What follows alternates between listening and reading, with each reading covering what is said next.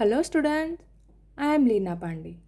Today I will teach you तृतीयः पाठः मोदं वितनोतु संवादः। और मोदम वितनोतु संवादः मीन्स संवाद के द्वारा सबको खुशी मिले, आनंद मिले। मोदम मीन्स आनंद, खुशी।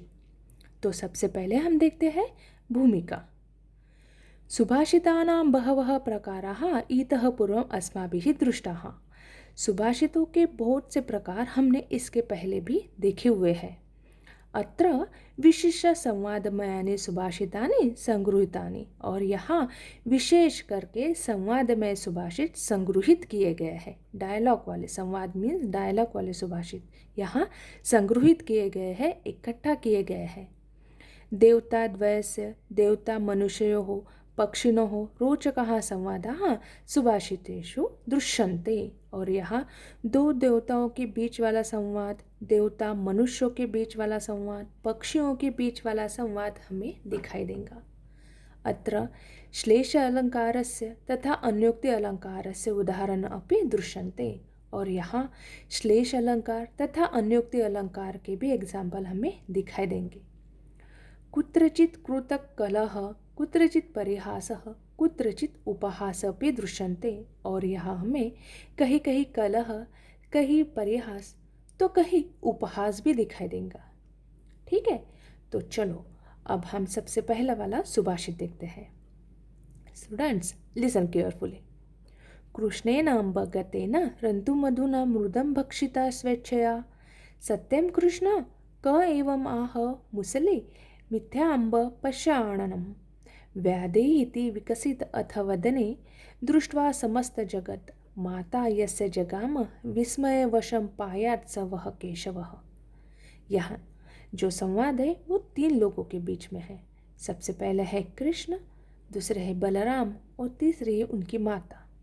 ठीक है, तो सबसे पहले बलराम माता को बोलते हैं, माता देखो कृष्ण कितने अपनी इच्छा से मृदम भक्षिता, मिट्टी खा रहा है। बढ़िया मस्त मिट्टी खा रहे हैं कृष्ण। वो सुनते ही माता बोलती है, सत्यम कृष्ण, कृष्ण सही में? फिर कृष्ण भगवान बोलते हैं, कह एवं आह, आपको ये किसने बताया? अम्बा का आंसर होता है मूसली। मूसली मीन्स बलराम, बलराम ने बताया मुझे। कृष्ण जी बोलते हैं, मिथ्या अम्ब पश्याननम, भैया झूठ बोल रहे हैं। मिथ्या मीन्स झूठ, भैया झूठ बोल रहे हैं। पश्य आननम, आननम मीन्स मुख, देखो मेरा मुख देख लो। व्याधि इति विकसित अथ वदने दृष्टा समस्त जगत माता यस्य जगाम विस्मयाम वशा।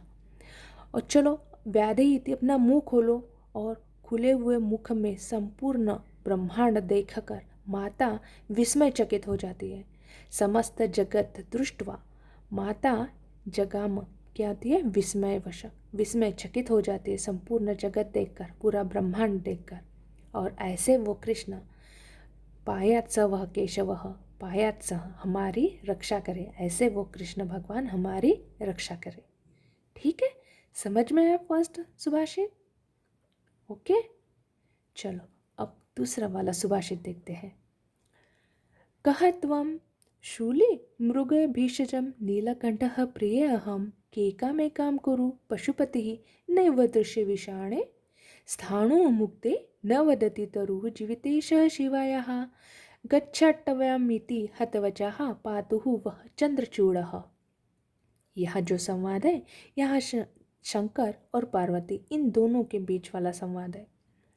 और यहाँ श्लेष अलंकार का उपयोग किया गया है। यहाँ शंकर भगवान पार्वती को आंसर देते हैं, और आंसर में जो उनका आंसर रहता है उस शब्द के दो मीनिंग निकलते हैं श्लेष अलंकार होने के रीज़न से।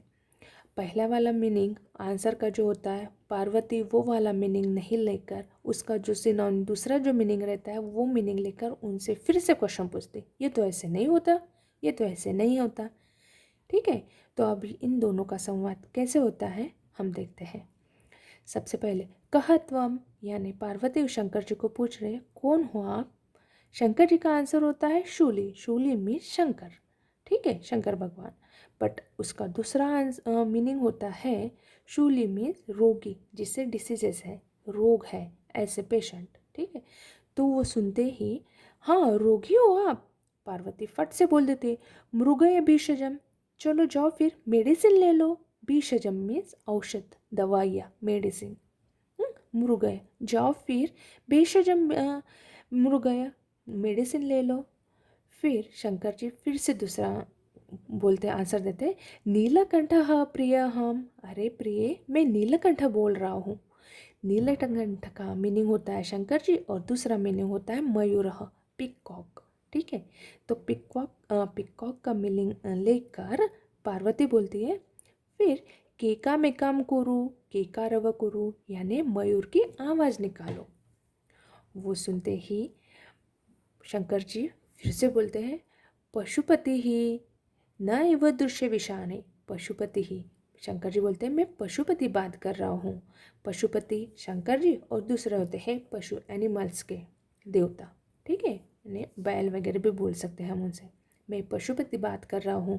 वो सुनते ही पार्वती बोलते, नैव दृश्य विषाणे, विषाणे में हॉर्न, सिंह, आपके सिर पर तो सिंह तो दिख नहीं रहे हैं, आप पशुपति हो तो। फिर से शंकर जी बोलते हैं, स्थानु हूँ मुग्धे, मैं स्थानु बात कर रहा हूँ। हे मूर्ख, मैं स्थानु बात कर रहा हूँ, मुग्धे। स्थानु मीन्स शंकर जी, और दूसरा उसका आंसर होता है पेड़, तरु।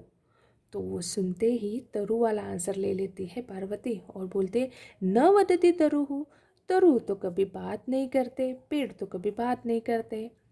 अरे फिर से शंकर जी बोलते हैं, शिवायाः जीवेतेशः, अरे मैं शिवायाः यानी पार्वती का शिव बात कर रहा हूँ। और शिवायाः का मीनिंग, दूसरा मीनिंग होता है फीमेल वाला फॉक्स, फीमेल फॉक्स। और वो सुनते ही फीमेल फॉक्स से मीनिंग लेकर पार्वती बोलती है, गच्छ अटव्यमिति, अटव्य मीन्स जंगल, गच्छ मीन्स जाओ, तो फिर जाओ जंगल में जाओ। और हतवचाह पातु वह चंद्रचूड़, ऐसे बोलने के द्वारा फंसाए गए वो चंद्रचूड़ यानी शंकर भगवान आप सबका रक्षण करें। ठीक है, समझ में आया? Okay, good, very good. अब हम थर्ड वाला सुभाषित देखते हैं। कहत्वं लोहित लोचनास्य चरणयोः हंसः कुतो मानसात्, किं तत्र अस्ति सुवर्ण पंकज वनानि अम्भः सुधा सन्निभम्, रत्नानां निचयः प्रवालमनयो वैदुर्यरोहा क्वचित्, शम्भुका अपि सन्ति न इति बकैः आकर्ण्य ही कृतम्। अब ये जो संवाद है बर्ड्स के बीच वाला संवाद है। एक तो है बकह और दूसरा है हंस, ठीक है। तो सबसे पहले जो बकर रहते हैं वो बड़ी वाटर में रहते हैं, चीखल में, दलदल में रहते हैं, ठीक है। और जो हंस होते हैं वो नीट एंड क्लीन, एकदम स्वच्छ जल में रहते हैं, तो वो मानस सरोवर में रहते हैं। एक बार हंस बका के प्लेस पर आ जाता है और उसे देखते ही बका बोलते हैं कि ये कौन है, और इन दोनों के बीच में संवाद स्टार्ट हो जाता है। तो अब देखो, बका बोलते हैं, कहत्वम लोहित लोचनास्य चरणयोः, जिनके आँख, मुंह और पैर रेड कलर का है, ऐसे आप कौन हो? हंस बोलते, अहंसः, मैं हंस बात कर रहा हूँ, मैं हंस हूँ। कुतः, आप कहाँ से आए हो? मानसात, मैं मानस सरोवर से आया हुआ हूँ। हंस का ये आंसर सुनते ही बकह फिर से बोलते हैं, किम तत्र अस्ति, क्या है वहाँ? क्योंकि बकह को पता नहीं रहता मानस सरोवर में क्या है, इसलिए वो पूछते कि क्या है वहाँ। तो हंस आंसर देते हैं, सुवर्ण पंकज वनानि अम्बः सुधा सन्निभम, यानी वहाँ सुवर्ण पंकज, सुवर्ण कमल के वन है, और सुधा सन्निभम अम्बः, और वहाँ अमृत के समान पानी है। रत्नानाम निचयः, रत्न यानी जेम्स के राशि ठीक पड़े हुए हैं। प्रवाल मनयो, प्रवाल मनी है, वैदुर्य मनी है, और कहीं कहीं तो बस ऐसे बोल ही रहे हैं तो बका फट से बीच में बोल देते हैं, शंभु कहाँ अपी संति, शंभु कहाँ में स्नेल, गोगल गाय, स्नेल जो होती है ना वो वहाँ गोगल गाय है संति। तो वो सुनते ही हंस बोलते हैं, न इति च, नहीं नहीं, वह गोगल गाय नहीं है, स्नेल शंभु कहाँ नहीं है। और वो सुनते ही बक ही आकर न ही कृतम, वो सुनते ही बक जो होते हैं वो ही कर कर हंसने लगते हैं, उपहास करते हैं हंस का। यहाँ जो बताया है कि बक क्या को कुछ नहीं पता मानव सरोवर के बारे में, इसलिए वो हंसने लगते हैं। ठीक है, समझ में आया? चलो अब हम फोर्थ वाला सुभाषित सुनते हैं। पद में मूढ़जने ददासि विभवं विद्वत्सु किं मत्सरः, नाहं मत्सरिणी न च अपि चपला, नैव अस्ति मूर्खे रतिः, मूर्खेभ्यो द्रविणं ददामि नितरां तत्कारणं श्रूयताम्, विद्वान् सर्वजनेषु पूजिततमो मूर्खस्य न अन्य गतिः। यह जो संवाद है यह लक्ष्मी जी और उनके भक्त इन दोनों के बीच वाला है। तो भक्त अपने लक्ष्मी को पूछते हैं, हे लक्ष्मी जी, मूढ़जने ददासि वैभवम और विद्वत्सम की मत्सरः, मूढ़ मीन्स मूर्ख, मूर्ख लोगों को आप वैभव ऐश्वर्य सब कुछ देती हो, आप क्यों विद्वान लोगों का मत्सर करती हो? तो वो सुनते ही लक्ष्मी जी आंसर देती है, ना हम मत्सरिणी ना च अपि चपला, ना मैं मत्सर करने वाली हूँ ना चंचल हूँ, और ना एव अस्ति मूर्खे रति है, और ना मूर्ख लोगों में मुझे दिलचस्पी है। तो मूर्खेभ्यो द्रविणम ददामि नितरां तत्कारणं श्रूयताम्, मैं मूर्ख लोगों को हमेशा द्रविणम मीन्स पैसा ऐश्वर्य वैभव देते रहती हूँ, पहले उनका कारण तो सुन लो। विद्वान सर्वजनेषु पूजिततमो मूर्खस्य न अन्न गतिः, विद्वान जो होते हैं वो सब लोगों में पूजनीय होते हैं, आदरणीय होते हैं, और मूर्खस्य न अन्न गति, और मूर्ख लोगों को दूसरी कोई भी गति नहीं रहती, कोई भी दूसरा मार्ग नहीं रहता, यानी उनको कहीं भी मान सम्मान नहीं मिलता, उनके पास दूसरा कुछ भी नहीं होता, इसलिए मैं उन्हें पैसे दे देती हूँ। ठीक है, चलो अब हम लास्ट वाला सुभाषित देखते हैं।